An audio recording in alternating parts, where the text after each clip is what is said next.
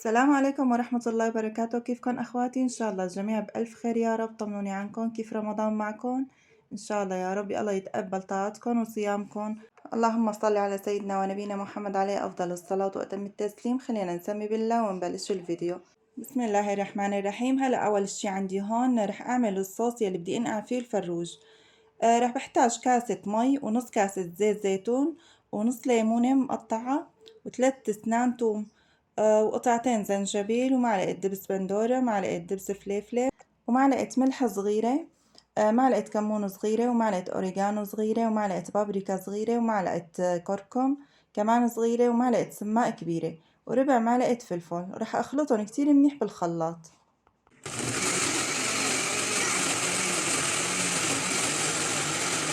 هلا عندي هون الفروج كامل بعد النقع بالمي والملح والخل. غسلته كتير منيح. هلا رح أضيف عليه الصوص. شوفولي بسم الله ما شاء الله على هاللون والريحة لسه بتاخد العقل. ورح أعمل له هيك مساج خفيف بهالصوص وبدي حطه بالبايركس أو أي صينية فرن موجودة عندك. عندي هون بصلتين مقطعين جوانح رح حطهم وحط الفروج عليهم وبنزل باقي الصوص عليهم ورح أغلفهم بالنايلون واتركهم بالبراد مدة 3 ل4 ساعات تقريبا. وهلأ هيك بعد ما مضى عليهم 4 ساعات بالبراد وتخمر عندي الفروج، رح أضيف عليهم كم حبة قرنفل وكم حبة هيل وكاسة مي صغيرة وبغلفهم بورقة الزبدة والقصدير ورح أدخلهم الفرن مدة ساعة على درجة الحرارة 180. وهلأ لبين ما يستوي عندي الفروج رح أحضر الرز. عندي كيلو رز كبسة رح أضيف عليهم معلقة ملح كبيرة ومي سخنة. بدي أنقع الرز مدة ربع ساعة تقريبا.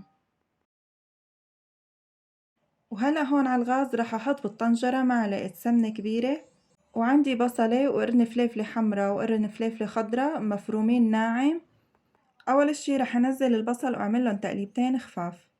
رح نزل الفليفلة وحبتين من اللومي وكم حبة قرنفل وكم حبة هيل وورقتين غار. رح أقلبهم كتير منيح مع بعض.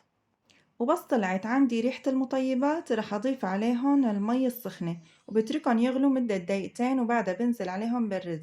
هلأ الرز هون بعد ما غسلته وصفيته كتير منيح من المي بعملهم تحريكة خفيفة هيك مع بعض ورح أرش عليهم رشة من الملح وبرجع بعملهم تحريكة. هلأ المي اللي ضفناها حسب كمية الرز اللي عم نستعملها. لكل كاسة رز بنستخدم كاسة من المي. ورح أغطي الطنجرة وبس نشف الرز عندي رح أضيف عليه هون عندي هون معلقة صغيرة من الكركم مدوبتها بشوية مي. بضيفها بهذا الشكل مثل ما شايفين وبغطيها وبتركها على نار هادية. وهلأ صار دور نعمل السلطة. عندي هون أنا الخضرة مقطعتهم ومجهزتهم.